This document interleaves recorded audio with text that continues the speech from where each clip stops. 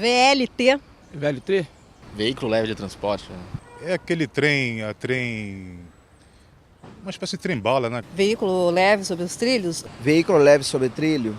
Veículo leve sobre trilhos. VLT é uma sigla que está hoje em voga no mundo inteiro, principalmente aqui no Brasil, e que pouca gente sabe o significado disso. Mas VLT é veículo leve sobre trilho.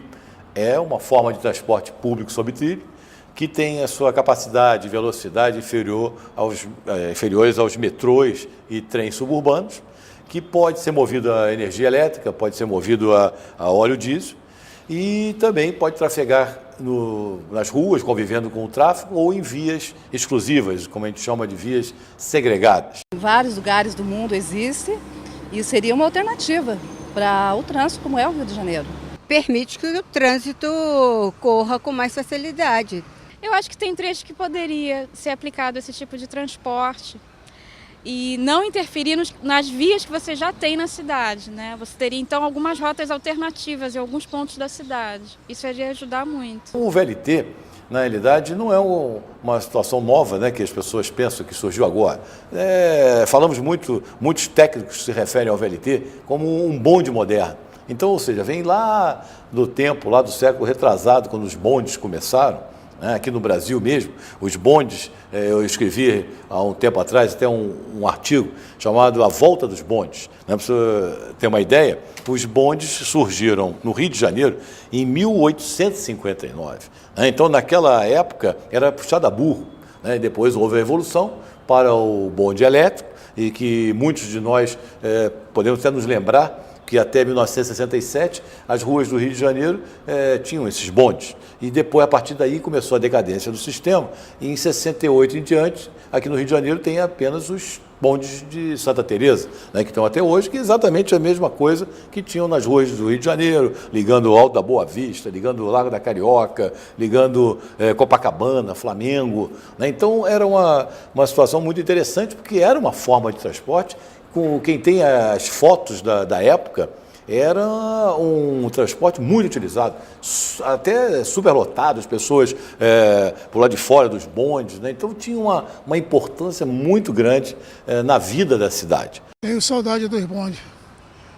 Vivi aquele momento maravilhoso que os bondes atendiam a população dessa cidade. A gente hoje tem uma dificuldade tremenda de locomoção de transporte, né? Às vezes sai de casa um horário, engarrafamento, às vezes a gente tem compromisso, chegar no local aquele horário e devido ao trânsito, engarrafamento, o horário do ônibus que nunca bate direitinho ali, a gente acaba chegando atrasado e talvez se prejudicando, né? Moro em Jacarepaguá e venho trabalhar na Urca, o custo que eu tenho hoje com combustível é em torno de R$500, fora a manutenção do veículo, né? Se eu pudesse ter um transporte coletivo de qualidade, eu não teria a menor dúvida que eu utilizaria o transporte coletivo. As pessoas perguntam também, esse VLT, qual a diferença dele para o metrô? Qual a diferença para trem suburbano, né, como nós temos aqui no Brasil? A diferença é exclusivamente na capacidade de transporte. Né? Então, os trens de subúrbio, como nós temos no Rio de Janeiro, São Paulo, são os trens pesados. Eles têm uma capacidade de transporte entre 60 a 120 mil passageiros hora sentido, que é uma coisa bastante significativa. Se você pensar no metrô tradicional, metrô convencional, ele pode chegar em torno aí de 40 a 80 mil passageiros por hora sentido. Então, a capacidade vai baixando conforme a modalidade. Então, o VLT ele está na faixa hoje que alguns consideram assim, um bom intervalo entre 15 mil e 35 mil passageiros hora sentido.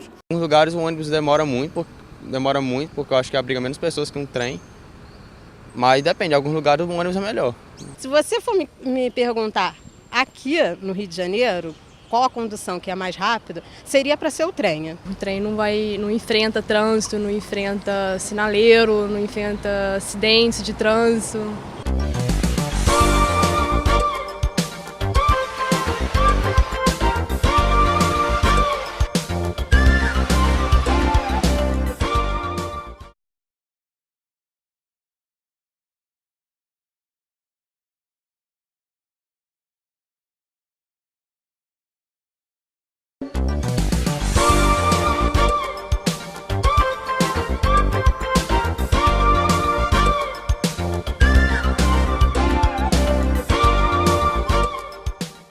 todos os grandes eventos esportivos que nós teremos aqui no Rio de Janeiro e até no país com a Copa do Mundo, né, principalmente das Olimpíadas, nós vamos precisar de transporte público, que são exigências, né, do Comitê Olímpico Internacional da cidade ser capaz de transportar pessoas de forma segura, rápida, de uma forma até barata, né, que seria um objetivo também dos governos municipal, estadual, que é dar transporte público de qualidade para a população. Então o VLT entra dentro de um segmento importante da cidade.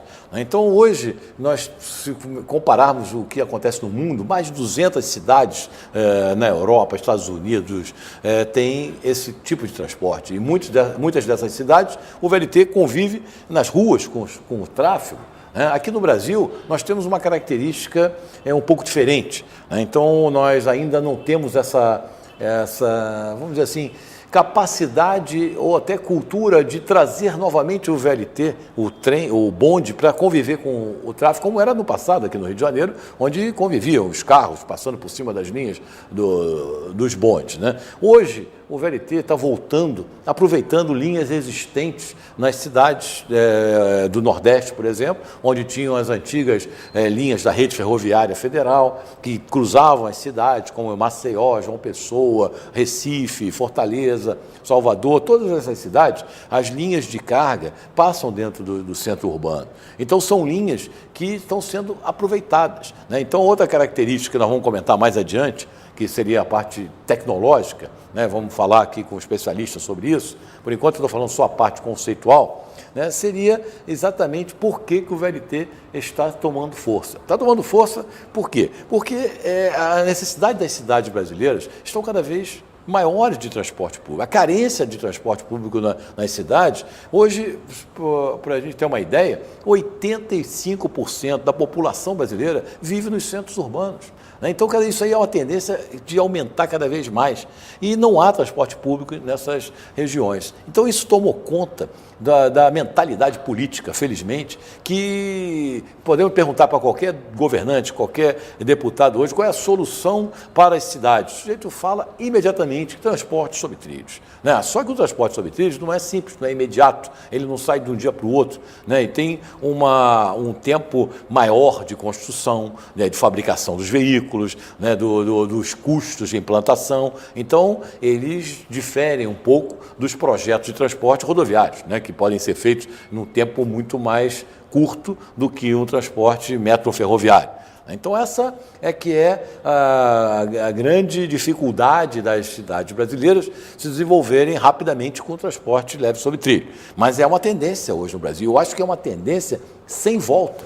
Não há como mais nós retrocedermos no transporte sobre trilhos. Então, essa é uma situação que estamos lutando muito, e aí que entram as empresas do governo, como, por exemplo, a Companhia Brasileira de Trens Urbanos, que é a CBTU, na qual eu sou diretor técnico da companhia. É uma empresa do governo federal, vinculada ao Ministério das Cidades, que está tendo um papel relevante nesse ressurgimento do VLT no Brasil. Então, nós estamos sendo pioneiros nesse lançamento, trazendo essa tecnologia, trazendo a implantação desses trens para o país, inclusive financiando fabricantes nacionais aí que estão surgindo, mesmo sejam fábricas internacionais que estão aqui já implantadas, estão hoje praticamente lançando uma nova indústria de fabricação de material rodante, porque nunca houve no Brasil. A CBTU, por exemplo, uma empresa de 26 anos, vai fazer 27 anos, essa empresa nunca comprou material rodante, e hoje nós estamos comprando os VLT, fabricando os VLT no Brasil, e também os trens unidades elétricas, são os trens de subúrbio, já, como eu falei, já de uma capacidade maior para o metrô do Recife, metrô de Belo Horizonte. Então, o VLT hoje tem uma importância estratégica muito grande no país. Bom, no próximo bloco, vamos conversar com dois técnicos da CBTU sobre o processo de fabricação aqui no Brasil do VLT, sobre a sua operação, também, que seria importante nas nossas linhas, e dizer onde eles estão sendo hoje inaugurados, né, os primeiros VLTs, e depois quais são os nossos projetos para o futuro.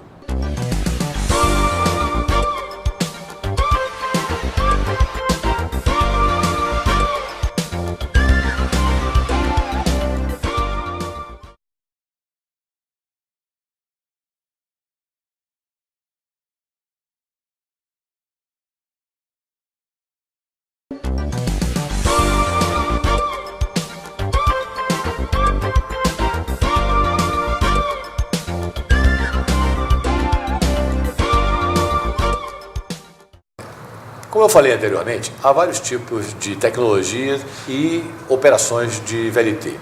No caso da CBTU, explica para nós onde estão esses VLTs, que tipo de tecnologia estão sendo utilizados.